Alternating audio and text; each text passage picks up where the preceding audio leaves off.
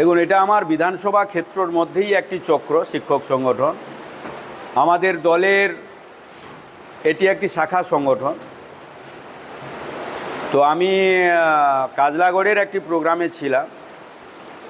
দেরিতে হলেও আমি এই শিক্ষকদের আহ্বানে উপস্থিত হয়েছি।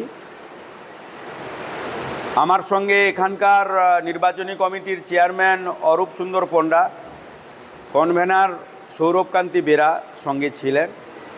আমার শিক্ষক সংগঠনের নেতৃত্বগণ ছিলেন এবং শিক্ষক সংগঠনের আহ্বানে প্রায় 100 জন মতো, 150 জন মতো আমাদের শিক্ষক শিক্ষিকাগণ উপস্থিত ছিলেন। আমি সর্বভারতীয় তৃণমূল কংগ্রেসের প্রার্থী হিসেবে আমার শিক্ষক মহাশয়েরা আহ্বান করেছিলেন। আমি প্রথমেই তিনাদেরকে সর্বভারতীয় তৃণমূল কংগ্রেসের প্রার্থী হিসেবে আমি তিনাদের কাছে আবেদন করেছি যে একজন শিক্ষকের কাজ হচ্ছে শুধুমাত্র শিক্ষকতা করা।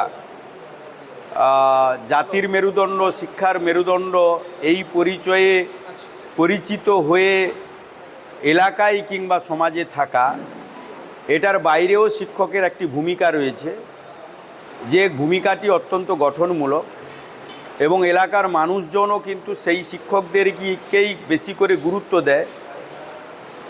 সামাজিক কর্মকাণ্ডের সঙ্গে যাতে শিক্ষকরা যুক্ত হন এবং আমাদের সরকারের নানান যে কাজ এবং চিন্তাভাবনা তার সাথী যাতে হন, সেই বার্তা দিলাম।